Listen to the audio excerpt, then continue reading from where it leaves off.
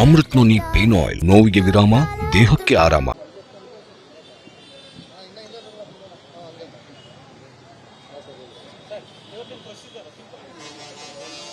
Sir ಏನಿಲ್ಲ ನೋಡಿ, ಇವತ್ತು ಈ 14 ದಿನಗಳಿಗೊಮ್ಮೆ ನ್ಯಾಯಾಂಗ ಬಂಧನವನ್ನ ವಿಸ್ತರಿಸತಕ್ಕದ್ದು. ಇದು ಒಂದು ಕ್ರಿಮಿನಲ್ ಕಾರ್ಯವಿಧಾನದ ಒಂದು ಇದು ನಡ್ಕೊಂಡು ಬಂದಿರೋದು. ಹಾಗಾಗಿ 14 ದಿನಗಳಿಗೊಮ್ಮೆ ಅದು ವಿಸ್ತರಣೆ ಮಾಡಲೇಬೇಕು. ಅದು ಸಾಮಾನ್ಯವಾಗಿ ಮಾಡಿದ್ದಾರೆ ಅಷ್ಟೇ. ಈಗ ಅದರೊಟ್ಟಿಗೆ ಇವತ್ತಿನ ತನಕ ತನಿಖಾ ವರದಿ ಏನಿದೆ, ಇವತ್ತಿನ ತನಕ ಯಾವ್ಯಾವ ರೀತಿ ತನಿಖೆ ನಡೆಸಿದ್ದಾರೆ, ಯಾರ್ಯಾರ ಹೇಳಿಕೆಗಳನ್ನ ಪಡೆದುಕೊಂಡಿದ್ದಾರೆ ಅಂತ ಒಂದು ರಿಮೈಂಡ್ ಅರ್ಜಿಯನ್ನು ಕೂಡ ಈಗ ಅದರ ಒಂದು ನಕಲನ್ನು ನಮಗೆ ನೀಡಿದ್ದಾರೆ. ಅದನ್ನು ನಾವು ಪರಿಶೀಲಿಸಿ ಮುಂದೆ ನಾವು ಏನ್ ಮಾಡಬೇಕು ಅಂತ ನಾವು ಆಲೋಚನೆ ಮಾಡೋರಿದ್ದೇವೆ. ಈಗ ಈ ತತ್ಕ್ಷಣಕ್ಕೆ ಜಾಮೀನು ಅರ್ಜಿಯನ್ನ 17ನೇ ಆರೋಪಿಗೆ ನಾನು ಸಲ್ಲಿಸಿದ್ದೀನಿ. ಅದರ ವಿಚಾರಣೆ ಕೂಡ 6ನೇ ತಾರೀಕಿಗೆ ನಿಗದಿಯಾಗಿದೆ.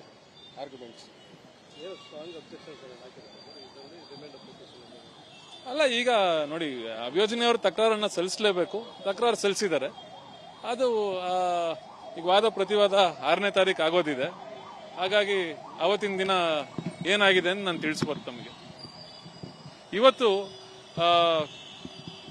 ಈ ವಾಹನಗಳು ಅಂದ್ರೆ ಈ 8ನೇ ಆರೋಪಿ ಹಾಗೂ 6ನೇ ಆರೋಪಿ ಇವರೇನು ಈ ವಾಹನಗಳು ಅಂದ್ರೆ ಈ ಆಟೋ ಆಗಿರ್ಬೋದು, ಕಾರ್ ಆಗಿರ್ಬೋದು, ಕೃತ್ಯಕ್ಕೆ ಬಳಸಿದ್ದಾರೆ ಅಂತ ಏನು ಹೇಳಿ ಪೊಲೀಸ್ನವರು ಆ ಒಂದು ವಾಹನಗಳನ್ನ ಅಮಾನತು ಪಂಚನಾಮೆ ಅಡಿಯಲ್ಲಿ ಅಮಾನತು ಪಡಿಸಿಕೊಂಡಿದ್ದಾರೆ. ಆ ವಾಹನಗಳನ್ನ ಅವರವರ ಈ ಜಿಪಿಎ ಉಳ್ಳವರು, ಈ ಆರೋಪಿಗಳ ಜಿಪಿಎ ಉಳ್ಳವರಿಗೆ ಆ ವಾಹನಗಳನ್ನ ಅವರ ಒಂದು ಸುಪರ್ದಿಗೆ ಬಿಡುಗಡೆ ಮಾಡಬೇಕು. ವಾಹನಗಳನ್ನ ಠಾಣೆಯಲ್ಲಿ ಇರಿಸಿಕೊಳ್ಳೋದ್ರಿಂದ ಯಾವುದೇ ಲಾಭ ಆಗೋದಿಲ್ಲ ಅಥವಾ ತನಿಖೆಗೆ ಅವಶ್ಯಕತೆ ಇಲ್ಲ. ಈ ವಾಹನಗಳು ಠಾಣೆಯಲ್ಲೇ ನಿಂತಿದ್ದಲ್ಲಿ ಅವು ಬಹಳಷ್ಟು ಒಂದು ಡಿಸ್ಟ್ರಕ್ಷನ್ ಆಗ್ಬೋದು.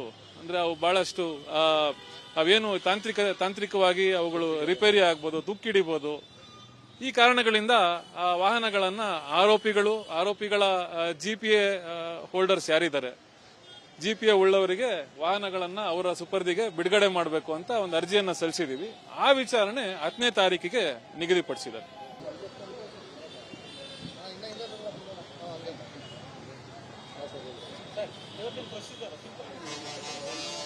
ಸರ್ ಏನಿಲ್ಲ ನೋಡಿ, ಇವತ್ತು ಈ 14 ದಿನಗಳಿಗೊಮ್ಮೆ ನ್ಯಾಯಾಂಗ ಬಂಧನವನ್ನ ವಿಸ್ತರಿಸತಕ್ಕದ್ದು. ಇದು ಒಂದು ಕ್ರಿಮಿನಲ್ ಕಾರ್ಯವಿಧಾನದ ಒಂದು ಇದು ನಡ್ಕೊಂಡು ಬಂದಿರೋದು. ಹಾಗಾಗಿ 14 ದಿನಗಳಿಗೊಮ್ಮೆ ಅದು ವಿಸ್ತರಣೆ ಮಾಡಲೇಬೇಕು. ಅದು ಸಾಮಾನ್ಯವಾಗಿ ಮಾಡಿದ್ದಾರೆ ಅಷ್ಟೇ.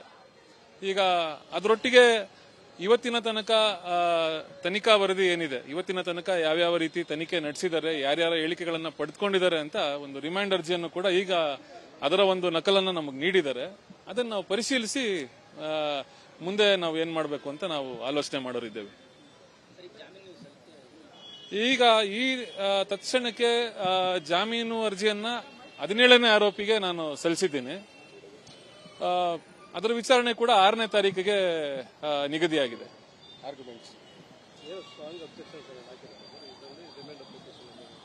ಅಲ್ಲ, ಈಗ ನೋಡಿ, ಅಭಿಯೋಜನೆಯವರು ತಕರಾರನ್ನ ಸಲ್ಲಿಸಲೇಬೇಕು. ತಕರಾರು ಸಲ್ಲಿಸಿದ್ದಾರೆ. ಅದು ಈಗ ವಾದ ಪ್ರತಿವಾದ 6ನೇ ತಾರೀಕು ಆಗೋದಿದೆ. ಹಾಗಾಗಿ ಅವತ್ತಿನ ದಿನ ಏನಾಗಿದೆ ಅಂತ ನಾನು ತಿಳಿಸ್ಬೋದು ತಮಗೆ. ಇವತ್ತು ಈ ವಾಹನಗಳು ಅಂದ್ರೆ ಈ 8ನೇ ಆರೋಪಿ ಹಾಗೂ 6ನೇ ಆರೋಪಿ ಇವರೇನು ಈ ವಾಹನಗಳು ಅಂದ್ರೆ ಈ ಆಟೋ ಆಗಿರ್ಬೋದು, ಕಾರ್ ಆಗಿರ್ಬೋದು, ಕೃತ್ಯಕ್ಕೆ ಬಳಸಿದ್ದಾರೆ ಅಂತ ಏನು ಹೇಳಿ ಪೊಲೀಸ್ನವರು ಆ ಒಂದು ವಾಹನಗಳನ್ನ ಅಮಾನತು ಪಂಚನಾಮೆ ಅಡಿಯಲ್ಲಿ ಅಮಾನತು ಪಡಿಸಿಕೊಂಡಿದ್ದಾರೆ.